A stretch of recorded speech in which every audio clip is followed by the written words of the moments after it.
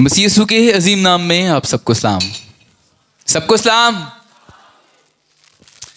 खुदावंद की शुक्रगुजारी करते हैं जो इस जगह पर मौजूद है।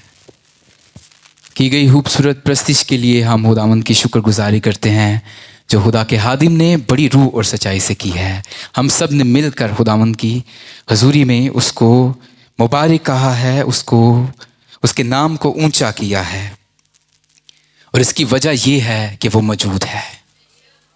ये सब कुछ क्यों हो पाया? क्योंकि वो मौजूद है। मैं बहुत ज़्यादा शुक्रगुजार हूँ खुदा बाप का जिसने मुझे फजल दिया कि आज मैं अपने घर में खुदा के कलाम की खिदमत कर पाऊँ। और ये बड़ा मुश्किल हदफ है। एक स्टूडेंट जो है वो इस बात को समझता है कि उसके लिए वो काम जो उसने अपने उस्ताद की रहनुमाई में सीखा है, उस्ताद के सामने वो करना, ये रूहुल कुद्दस के बगैर नहीं हो सकता। मैं बड़ा दिल से शुक्रगुजार हूँ अपने उस्ताद मोहतरम का, पास्टर रशीद यूनुस साहब का, जिन्होंने आज मुझे मौका दिया कि मैं आप सबके सामने खुदा के कलाम को रख सकूं, हम सभी खुदा के कलाम से बरकत पा सकें। इनके लिए मैं बस इतना ही कहूँगा कि जब भी ये बोलते हैं तो ये वाकई हमारे दिल की आवाज़ है कि हमारा दिल यही चाहता है कि यही बोलें। लेकिन ये इनकी मोहब्बत है कि इन्होंने आज हमें मौका दिया ताकि खुदा के कलाम को हम सभी मिलकर सीखें।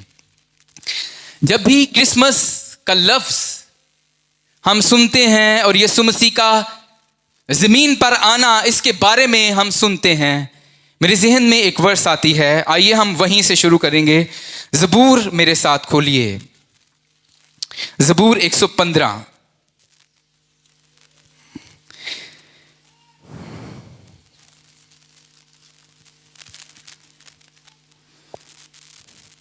और उसकी 12वीं आयत में सिर्फ एक हिस्सा इसका पढ़ूंगा। और यहां पर लिखा है, खुदावन ने हमको याद रखा। मेरे पीछे कहिए, खुदावन ने हमको याद रखा। ये यीशु के आने का मकसद था। वो क्यों आ गया हमारे लिए? क्योंकि खुदावन ने हमको याद रखा। खुदावन ने अपनी मोहब्बत की खूबी हम पर जाहिर की कि उसने यीशु को भेजा। आइए कलाम को शुरू करते हैं। मत्ती की मार्फत लिखी गई इंजील मेरे साथ खोल लीजिए। उसका 2 बाब है और उसकी पहली आयत से हम खुदावंद के कलाम को सुनेंगे। और लिखा है, जब आप निकाल लें तो कहिए आमीन। आमीन।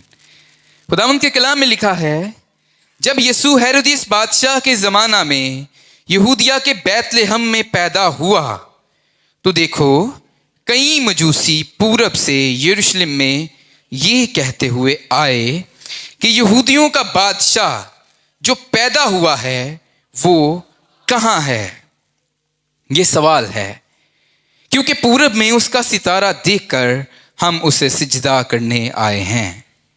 ये सुनकर हेरोदिस बादशाह और उसके साथ यरूशलेम के सब लोग घबरा गए और उसने कौम के सब सरदार काहिनों और फकीहों को जमा करके उनसे पूछा कि मसीह की पैदाइश कहाँ होनी चाहिए।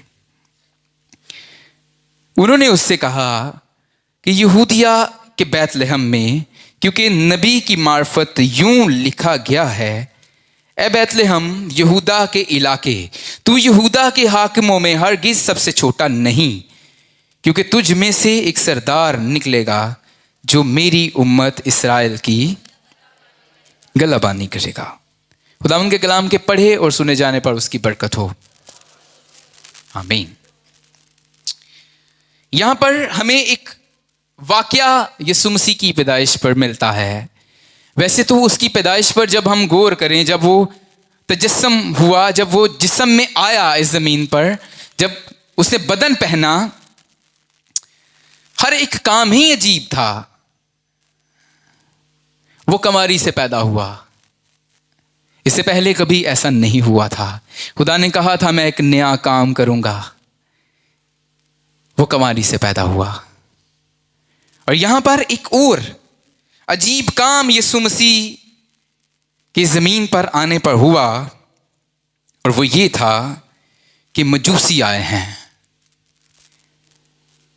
और ये कहीं करीब से नहीं आए, ये पूरब से चलकर आए हैं। एक दूर देश से ये आए हैं, और इनके आने का मकसद ये है, ये तहकीक करते हुए, तलाश करते हुए आए हैं किसको?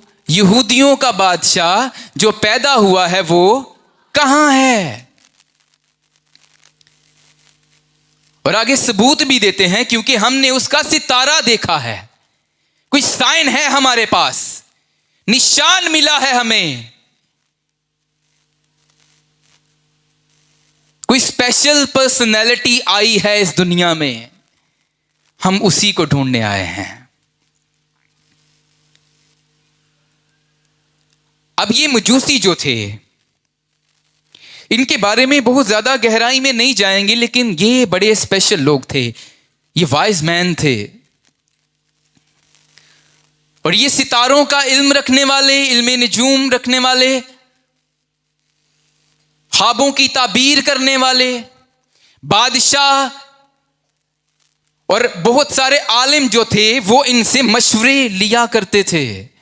ये बड़े हिकमत वाले थे, और इनको किंग मेकर भी कहा जाता था। जब कभी फारसी जब दौर था, उसमें जब कभी बादशाह बनाना होता, उसके लिए शराइत थी, उसने मजूसियों के अलूम को पढ़ा हो, और मजूसी उसे चेक करें और फिर वो तस्दीक करें कि ये बादशाह बनने के लायक है, तब वो बादशाह बनता था। सो ये आम लोग नहीं थे। और ये यरूशलेम में आए। क्या आपने गौर किया? हेरोदिस बादशाह, और लिखा है हेरोदिस बादशाह और उसके साथ यरूशलेम के सब लोग घबरा गए। मजूसी आए हैं, और ये क्यों घबरा रहे हैं? क्योंकि मजूसी ऐसे लोग थे जो बादशाह बनाते थे, जो किंग मेकर थे, जो तस्दीक करते थे ये वाकई बादशाह है। कैसर ऑगस्टिस ने हेरोदिस को यह लकब दिया था कि तू यहूदियों का बादशाह है। लेकिन हेरोदिस के कान में एक नई खबर पड़ गई, यहूदियों का बादशाह जो पैदा हुआ है वो कहां है? क्योंकि वो असली बादशाह नहीं था। अब उसे खबर मिली है एक हकीकी बादशाह की। पूछा गया वो कहां है? उसने फौरन सरदार काहिनों और फकीहों को बुलाया, मुझे बताओ वो जो आने वाला था वो कहां पैदा होना चाहिए। उन्होंने बताया बैतलहम में, क्योंकि नबी की मार्फत लिखा गया है, उसके बारे में दर्ज था वो कहां पैदा होगा। हेरोदिस बादशाह को भी पता चल गया वो कहां है, वो कहां पैदा हुआ है। ये जो मजहबी लोग थे, फकीह फरीसी, इनको भी पता चल गया वो कहां है। लेकिन क्या आपने इनके एटीट्यूड पर गौर किया? असली बादशाह का पता चल जाने के बाद भी, ये पता चल जाने के बाद भी कि मसीहा कहां पैदा हुआ है, ये नहीं गए उससे मिलने के लिए। ये अपनी जगह पर ही हैं। उल्टा बादशाह तो उसे मरवाने के मंसूबे बना रहा है। लेकिन मजूसियों पर गौर कीजिए, जब उन्हें पता चला कोई खास शख्स पैदा हुआ है, यहूदियों का बादशाह पैदा हुआ है, वो दूर मुल्क से चलकर आए हैं। और यीशु मसीह के बारे में एक नबूवत थी, यसाया की किताब उसका 60वां बाब और उसकी 3री आयत में लिखा हुआ है, और कौमें तेरी रोशनी की तरफ आएंगी और सलातीन तेरे तल्लू की तजल्ली में चलेंगे। सलातीन आए उससे मिलने के लिए। सलातीन सुल्तान बादशाह। ये जो मजूसी थे ये आम लोग नहीं थे, मैंने बताया ये बड़े स्पेशल थे, इख्तियार वाले थे। किसी भी बादशाह की तस्दीक करने का इख्तियार था इनके पास। ये आए हैं, सलातीन आए उसे देखने के लिए। ये कैसा शख्स है, आओ हम उसे देखने चलें। और ये ऐसे ही नहीं आए, लिखा है जैसे ही वो हेरोदिस बादशाह के महल से निकले, वो सितारा जो उन्होंने पूरब में देखा था वो उनके आगे आगे चलने लगा। ये सितारे की रहनुमाई में आए थे, एक तवील सफर तय करके आए थे, क्योंकि इनके पास एक पहचान थी कि ये किसी शख्सियत को देखने जा रहे हैं, किसी से मिलने जा रहे हैं। और चूंकि ये सलातीन हैं, ये खुद बादशाह हैं, ये सजदा करने आए हैं किसी बादशाह को, इसका मतलब है वो आम बादशाह नहीं है, वो बादशाहों का बादशाह है जिसे बादशाह भी सजदा करने आए हैं। और जैसे ही इन्हें पता चला और सितारा उनके आगे आगे चला, अब ये फिर सितारे के पीछे हैं। सितारा जहां जहां इन्हें लेकर जा रहा है ये सितारे के पीछे पीछे चलते हैं, क्योंकि इन्हें पता चल गया ये सितारा हमें यीशु तक ले जाएगा, ये सितारा हमें मसीहा तक पहुंचा देगा। शायद मुश्किल राहों से भी इनको गुजरना पड़ा हो, शायद सितारा कठिन रस्तों से भी इनको गुजार कर ले गया हो, लेकिन ये गए हैं क्योंकि एक मकसद, एक रोया इनके सामने थी। हम किसी पर्सनैलिटी को देखने जा रहे हैं, ऐसा जैसा पहले कोई नहीं हुआ। अब यहां पर एक छोटा सा लेसन है हमारे लिए, हमारी रहनुमाई के लिए भी खुदा ने कलीसिया में सितारा रखा है। खुदा का खादिम जो खुद बेशक तारीकी में से गुजरे, वो आपको नूर देता है, वो आपकी रहनुमाई करता है ताकि आपको वो यीशु तक ले जाए। और वो यीशु तक हमें पहुंचाने में हमारा मददगार बनता है।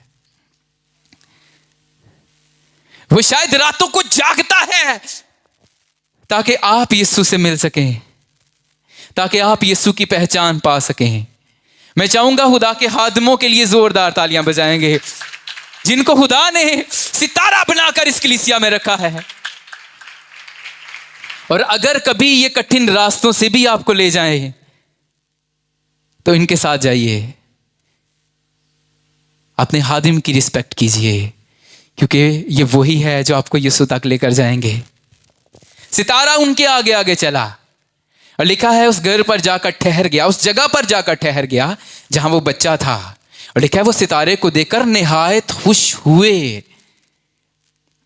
सितारे को देखकर निहायत खुश हुए क्योंकि वो सितारा उन्हें यीशु तक ले आया है। वो सितारा उन्हें हकीकी बादशाह तक पहुंचाने का वसीला बन गया है। और लेकिन जैसे ही वो अंदर एंटर हुए, उन्होंने देखा एक बच्चा है जो अपनी मां मरियम के पास है। और वो कोई आलीशान बंगले में नहीं है, वो एक आम से घर में है, एक आम सी जगह पर है।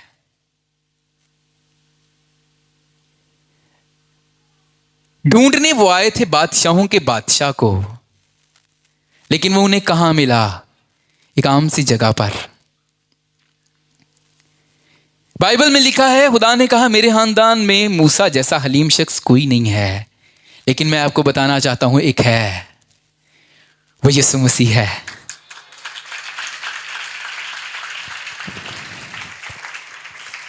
सारा इख्तियार रखते हुए भी, आसमानों जमीन का मालिक होते हुए भी, वो एक आम सी चरनी में पैदा हुआ है और वो एक आम सी जगह पर रह रहा है। बादशाह उससे मिलने को आए हैं, लेकिन वो कहां पर है? उसे फौरन से तब्दील नहीं की अपनी जगह। आप तो बादशाह आ गए हैं, मुझे किसी महल में होना चाहिए था ताकि बादशाहों को पता चले ना ये बादशाह है। उसे बताने की जरूरत नहीं है। मुकाशवा में लिखा है, उसकी रान पर लिखा है वो बादशाहों का बादशाह है। उसके बारे में सितारे गवाही दे रहे हैं, वो बादशाहों का बादशाह है। उसके बारे में खुदा का कलाम बताता है वो बादशाहों का बादशाह है। फरिश्ते गवाही देते हैं बादशाहों का बादशाह है वो मिला। मजूसी जब उसके पास गए और लिखा है उन्होंने गिर कर उसे सिजदा किया। और यहां सिजदे के लिए लफ्ज है वर्शिप। और जब वो आए तब भी उन्होंने कहा हम उसे सिजदा करने आए हैं। वहां पर लिखा है हम वर्शिप करने आए हैं, हम उसकी प्रस्तिश करने आए हैं, हम उसकी आराधना करने आए हैं। क्योंकि हम जान चुके हैं बेशक हम बादशाह हैं, बेशक हमारे पास कुछ इख्तियार है, लेकिन ये वो है जिसके पास कुल आसमान और जमीन का इख्तियार है। ये वो है जो बादशाहों का बादशाह है। ये वो आया है। और जैसे ही वो यीशु के पास पहुंचे, ना सिर्फ उन्होंने सिजदा किया बल्कि वो यीशु के लिए कुछ लाए थे। और लिखा उन्होंने अपने डिब्बे खोलकर सोना, लुबान और मुर उसे नजर किया, उसे गिफ्ट दिया। इन तोहफों के बारे में आप सुन चुके हैं, लेकिन तो भी हम इसको भी जरूर एक्सप्लेन करेंगे। सोना जो था वो बादशाहों को पेश किया जाता था।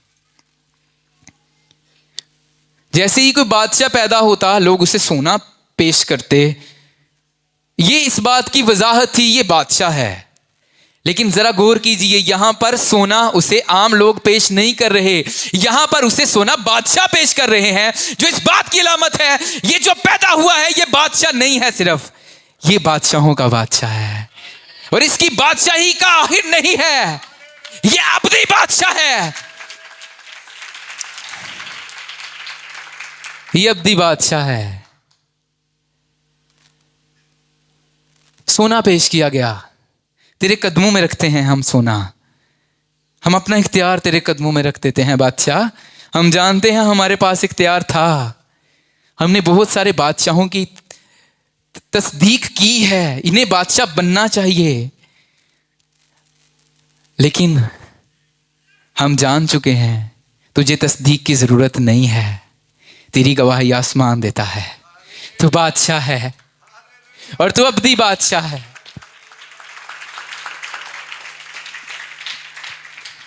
लुबान उसको नजर किया गया। अब ये लुबान क्या था? खुदावंद की हुजूरी में काहिन एक खास खुशबू जलाते थे, और खरूज की किताब में भी हमें इसका जिक्र मिलता है। वो मसाला जात, वो चीजें जो खुदा की हुजूरी में जलाने के लिए कहा गया, उनमें से एक लुबान था।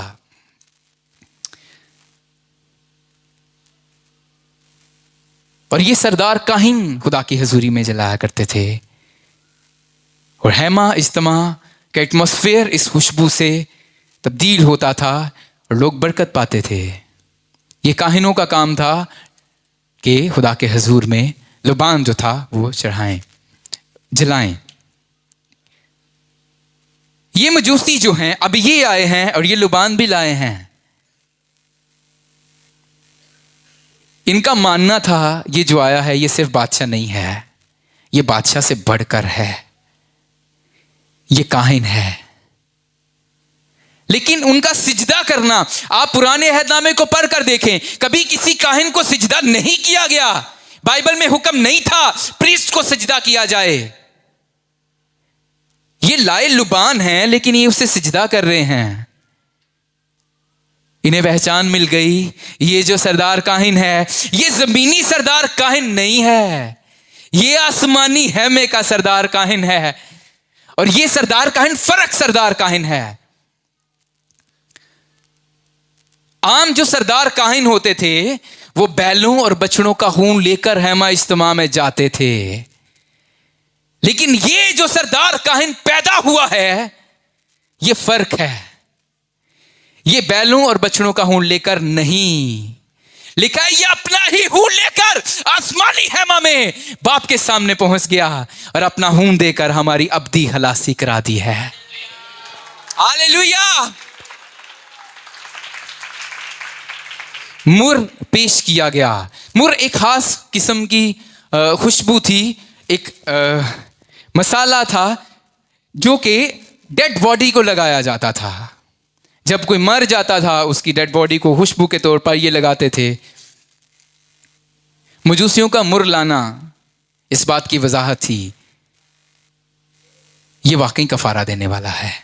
ये जो आया है ना, इसकी बादशाही आसमानी बादशाही है।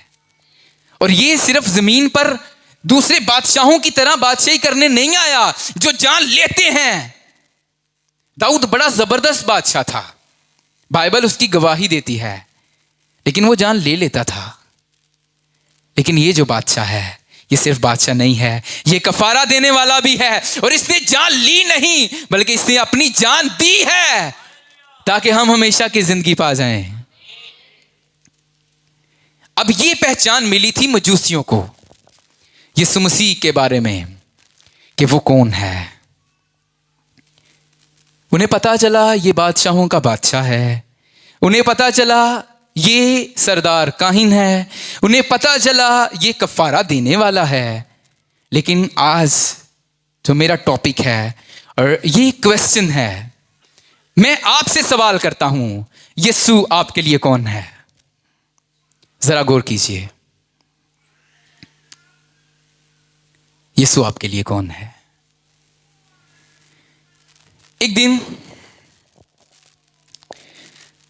बाइबल में लिखा है, यीशु मसीह ने अपने शागिर्दों से क्वेश्चन किया, लोग इब्ने आदम के हक में क्या कहते हैं?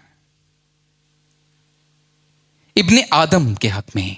यीशु मसीह अक्सर अपने लिए इब्ने आदम लफ्ज इस्तेमाल करते थे, और ये इब्ने आदम लफ्ज जो है ये मसीहा के लिए इस्तेमाल हुआ है। मसीह वो जो मसा किया गया एक खास काम के लिए। उसने कहा लोग इब्ने आदम के हक में क्या कहते हैं? शागिर्दों ने जवाब दिया, बास कहते हैं यूहन्ना बपतिस्मा देने वाला, बास एलिया कहते हैं, और बास क्या कहते हैं? नबियों में से कोई। लोगों को यीशु की ये पहचान मिली है। उनको लगा शायद ये यूहन्ना बपतिस्मा देने वाला है, शायद ये एलिया है, बड़ी दिलेरी से कलाम करता है, शायद ये एलिया हो।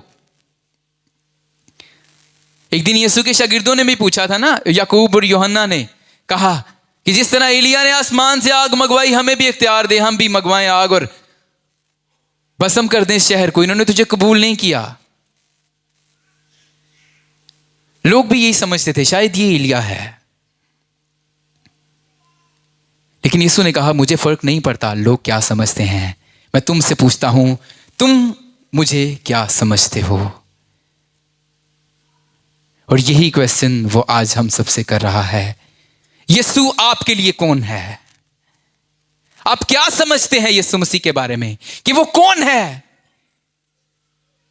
मजूसियों को उसकी जो पहचान मिली थी, उन्होंने उसके मुताबिक उसके साथ उसकी प्रस्तिश की, उसके लिए वो तोहाइफ लाए। लेकिन मैं आपसे क्वेश्चन करता हूं, आपके लिए यीशु कौन है? Who is Jesus for you? वो हमारा निजात दहिंदा है। आइए हम इसके बारे में सीखेंगे। पतरस ने जवाब दिया। पतरस जो था वो जवाब देने में बड़ी जल्दी करता था। फौरन बोला,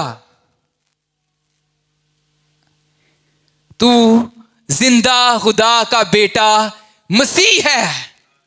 तू कौन है? जिंदा खुदा का बेटा मसीह है। यह पहचान मिली पतरस को, जब यीशु ने उससे क्वेश्चन किया लोग इब्ने आदम के हक में क्या कहते हैं। उसने कहा तू जिंदा खुदा का बेटा मसीह है। यीशु मसीह ने जवाब दिया, ये बात खून और गोश्त ने नहीं बल्कि मेरे बाप ने, खुदा के रूह ने तुझ पर जाहिर की है। लोग यीशु मसीह के बारे में इल्म रख सकते हैं। आप देखें, हिस्ट्री को आप पढ़कर देखें, यीशु मसीह के बारे में बहुत कुछ लिखा है। दूसरे मज़ाहिब यीशु मसीह के बारे में बहुत कुछ मानते हैं। वो नबी है, वो अच्छा टीचर है, वो फिलोसोफर है, मौजज़े करने वाला है। लेकिन यीशु आपसे जानना चाहता है, आप उसे क्या समझते हैं?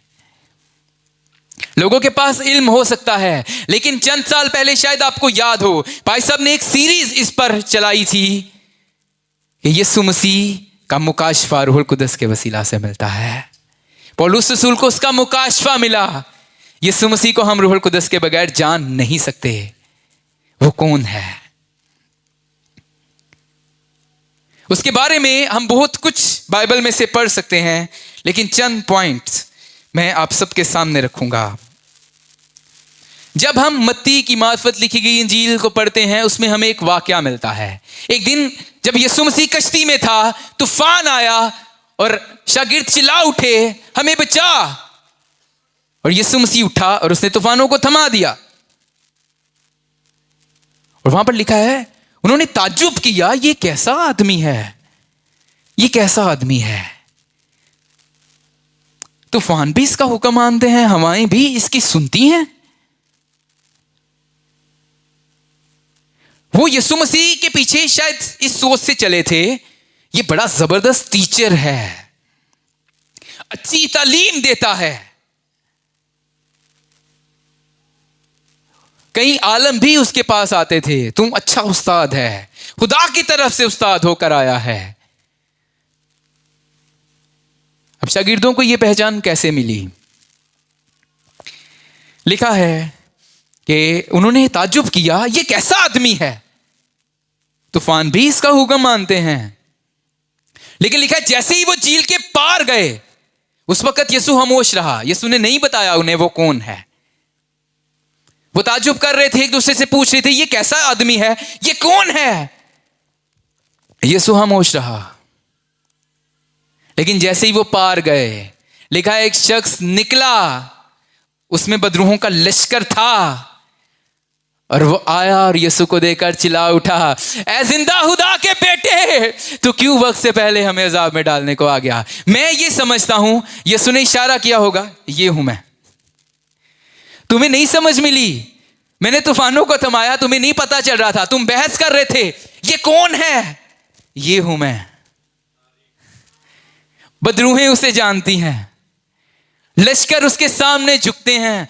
वो कह रहे थे, रिक्वेस्ट कर रहे थे, मिन्नत कर रहे थे, हमें भेज दे, हमें सूरों में ही जाने दे, तो क्यों हमें वक्त से पहले अजाब में डालने को आ गया। इसके बाद जब यीशु ने मुर्दों को जिंदा किया, शागिर्दों को पहचान मिली, ये मुर्दे भी जिंदा करता है। यीशु मसीह के बारे में एक बात बड़ी खास है, वो जिस भी जनाजे पे जाता था ना, वो उसे उस रस्म को खराब कर देता था। अब देखें, वो यायर के घर में गया, उसकी बेटी मर गई, यीशु ने जाके रस्म को बिगाड़ दिया, बेटी को जिंदा कर दिया। लाजर 4 दिन हो गए थे कब्र में था, वो उसकी कब्र पर गया और उसने उसे भी जिंदा कर दिया। एक दिन वो रास्ते से गुजर रहा था और नाइन शहर की बेवा के बेटे को ले जा रहे थे दफनाने के लिए, उसकी रस्म भी बिगाड़ दी। उसे भी कहा चल जवान उठ, और वो भी चल पड़ा। और इससे बढ़कर ये है, उसने अपनी, जब उसे कब्र में रखा गया, उसने उसको भी बिगाड़ दिया। वो भी तीसरे दिन मुर्दों में से जिंदा हो गया और अबद-अल-आबाद जिंदा है। और इससे भी बड़ी एक बात मैं आपको बताऊं, आपका भी बिगाड़ने वाला है। जितने खुदावंद में सोए हैं, लिखा है जब वो आएगा वो सभी जी उठेंगे और आसमान पर खुदावंद के साथ उठाए जाएंगे। वो मुर्दों को जिंदा करने वाला है। मेरे साथ खुदावंद के कलाम को खोलिए, फिलिपियों के नाम पौलुस रसूल का खत, उसका 2 बाब है,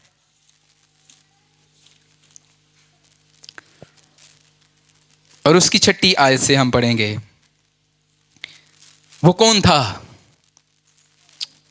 लिखा है, उसने अगरचा खुदा की सूरत पर था, खुदा के बराबर होने को कब्जा में रखने की चीज ना समझा। वो कौन था? वो खुदा की सूरत पर था। और लिखा है उसके बारे में, वो अनदेखे खुदा की सूरत और तमाम मखलूकात से पहले मौजूद है।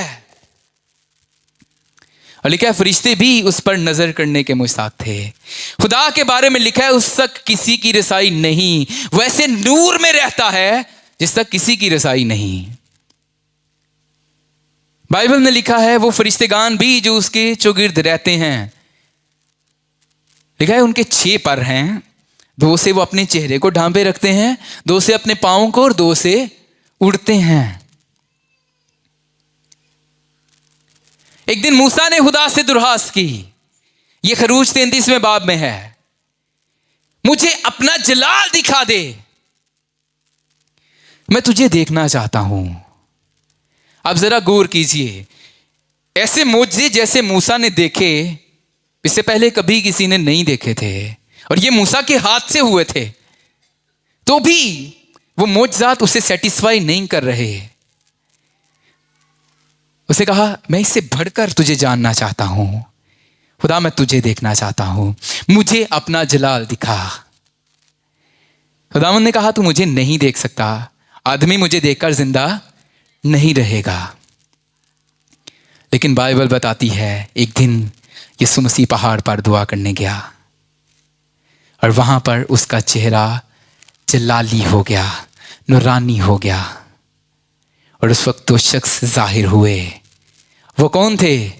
मूसा और एलिया। और ये वही 2 थे जिन्होंने खुदा से कहा था खुदा हम तुझे देखना चाहते हैं। खुदा ने कहा, शायद खुदा ने उन्हें भेजा हो, तुम मुझे देखना चाहते थे,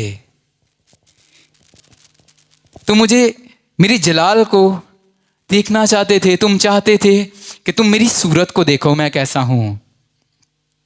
जाओ पहाड़ पर देखो, वहां पर मेरा जलाल है, मेरा बेटा है जो मेरी ही सूरत है। यीशु ने फिलिप्पस से कहा क्या तूने मुझे नहीं देखा? जिसने मुझे देखा उसने बाप को देखा। यीशु को देखना ही बाप को देखना है। हालेलुया। जब यीशु मसीह बदन में आया, खुदा का कलमा जब बदन में आया, फरिश्ते भी खुशी मना रहे थे। वो जिसकी हम सदियों से इबादत कर रहे हैं वो ऐसा दिखता है, उसकी सूरत ऐसी है। मजूसी इतनी दूर से चलकर आए, चरवाहे भी उसे देखने आ रहे हैं, और यहां पर वो लोग भी जिन्होंने खुदा को देखने की दुर्हास्त की थी वो भी आए हैं उसे देखने के लिए। हमारे लिए यीशु कौन है? वो खुदा की सूरत है। जिसने यीशु को देखा उसने बाप को देखा। यीशु जिंदा खुदा का बेटा मसीह है, ये हमने सीखा, और हमने ये सीखा कि वो खुदा की सूरत है। यीशु मसीह के बारे में एक और जो बड़ी स्पेशल बात है वो ये है, जो खूबी उसे सबसे जुदा करती है वो वैसे ही सबसे जुदा है, लेकिन उसकी हर खूबी भी बता देती है कि वो सबसे जुदा है। 1 यूहन्ना उसका 1 बाब और उसकी 1 आयत से लिखा है, ये यीशु मसीह के बारे में लिखा है और ये यूहन्ना ने लिखा है। उसमें उस जिंदगी के कलाम की बाबत जो इब्तिदा से था और जिसे हमने सुना और अपनी आंखों से देखा, बल्कि गौर से देखा और अपने हाथों से छुआ, ये जिंदगी जाहिर हुई और हमने उसे देखा और उसकी गवाही देते हैं और उसी हमेशा की जिंदगी की तुम्हें खबर देते हैं जो बाप के साथ थी और हम पर जाहिर हुई। यीशु मसीह कौन है? यीशु मसीह हमेशा की जिंदगी है। ये वही जिंदगी है जो बाप के साथ थी, जो बाप वाली जिंदगी थी। यीशु मसीह ने क्या कहा? मैं इसलिए आया कि वो जिंदगी पाएं और कसरत से पाएं, हमेशा की जिंदगी। अब ये हमेशा की जिंदगी ना खत्म होने वाली जिंदगी नहीं है। अगर हम ये कहें इटर्नल लाइफ हमेशा की जिंदगी है, तो वो जो आग और गंधक की झील में होंगे उनके भी बारे में लिखा है, वो भी नहीं मरेंगे, वो भी जिंदा ही रहेंगे। हमेशा की जिंदगी वो है जो बाप के साथ है और उसके बेटे यीशु के साथ है, और वो जिंदगी यीशु देने को आया था। और लिखा है उसी हमेशा की जिंदगी की तुम्हें खबर देते हैं जो हम पर जाहिर हुई। यीशु मसीह ने कहा मैं खोए हुओं को ढूंढने और निजात देने आया हूं। किस लिए आया? खोए हुओं को और निजात देने। बाइबल को जब हम पढ़ते हैं तो हमें पता चलता है खुदा ने जब इस कायनात को बनाया उसने किस तरह से बनाया। इस बात को गौर से सुनिए। लिखा है जब उसने दरख्त बनाने थे उसने जमीन की मिट्टी से बात की कि जमीन दरख्तों को और फलदार बूटियों को, पौधों को उगाए। जब उसने मछलियां बनानी थी उसने पानी से बात की, पानी मछलियों को कसरत से पैदा करे। लेकिन क्या आप जानते हैं जब उसने हमें बनाना था उसने अपने आप से बात की, आओ हम इंसान को अपनी सूरत पर अपनी शबीह की मानिंद बनाएं। आप जरा गौर कीजिए, दरख्त अगर आप जमीन से उसे जुदा कर दें, काट दें, वो सूख जाएगा।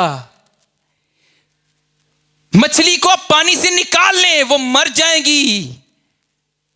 और जरा गौर कीजिए, हम अगर खुदा से जुदा हुए हम खत्म हो जाएंगे।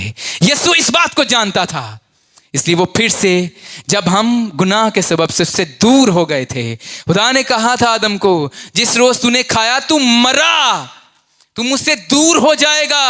और ऐसा हुआ, खुदा ठंडे वक्त में आया, आदम नहीं था वहां पर, खुदा ढूंढ रहा था, तू कहां है आदम, तू कहां है? मैंने तेरी आवाज सुनी और मैं डरा क्योंकि मैं नंगा था, मैंने वो फल खा लिया, मैंने मुझसे नाफरमानी हो गई, बाग अदन से निकाल दिया गया, खुदा की हजूरी से निकल गया, वो जलाल छिन गया। आदम हमें जाहिरी तौर पर तो बाग अदन में रहता हुआ नजर आता है, लेकिन वो खुदा के जलाल में रहता था, खुदा के जलाल में छिपा हुआ था। जैसे ही गुनाह हुआ वो जलाल छिन गया, अपना नंगापन नजर आने लगा है, छुपाया अपने आप को, तो भी खुदा के सामने नहीं आ रहा, वो जलाल फिर से नहीं मिल रहा उसे।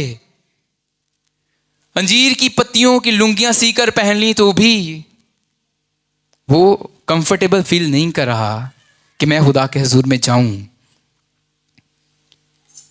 और उस हालत में खुदावंद ने हमें याद रखा, वो जो ढूंढ रहा था बागे अदन में, उसने अपने बेटे को भेजा और उसने कहा मैं इसलिए आया ताकि खोए हुओं को ढूंढूं और उन्हें आजाद कर दूं। वो आजाद करने के लिए आया। गुनाह के सबब से इंसान खुदा से दूर हुआ था, उसने पूरी नस्ल इंसानी के गुनाह अपने ऊपर लिए और सलीब पर हमारा पूरा कफारा देकर हमें फिर से बाप के साथ मिलवा दिया। इंसान फिर से खुदा के साथ एक हो गया।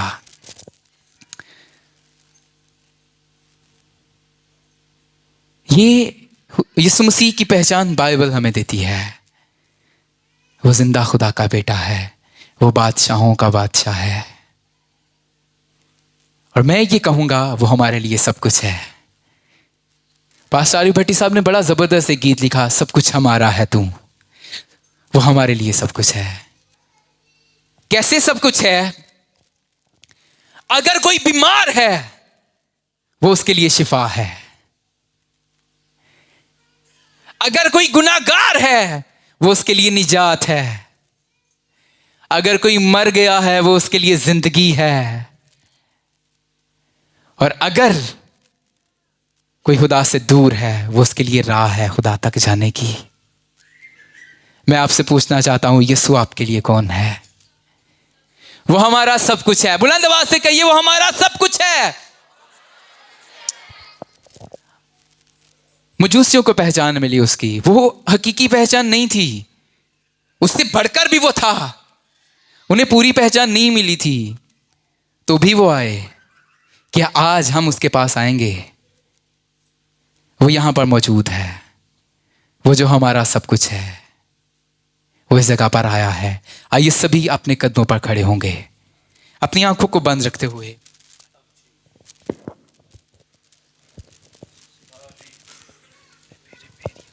आइए सभी अपनी आंखों को बंद करते हुए अपने कदमों पर खड़े होंगे। सिस्टर कैथरीन कुलमैन कहती हैं, एक मुर्दे को भी जिंदगी देने के लिए ये 2 लफ्ज काफी हैं, वो है। कहिए वो है। हालेलुया। और वो इस जगह पर है। आपने गौर किया 5000 की भीड़ के लिए खाना कैसे बन गया? क्योंकि यीशु वहां था। आपने गौर किया लाजर 4 दिन के बाद भी कैसे जिंदा हो गया? क्योंकि यीशु वहां था।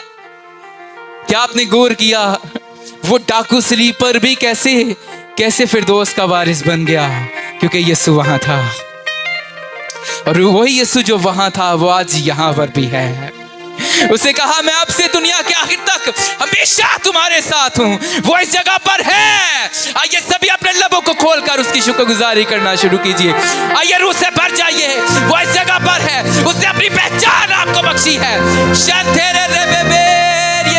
आइए सभी उसकी प्रस्तुति करना शुरू कीजिए। आप जैसे भी आप उसे मुबारक कह सकते हैं। आइए उसकी तारीफ कीजिए। उससे कहिए, यीशु तू कुदूस है, तू रहीम है। हालेलुया। उस जैसा कोई नहीं है। इकरार कीजिए, तू अजीम है खुदावंद। यस लॉर्ड, तू कुदूस वो कदूस है।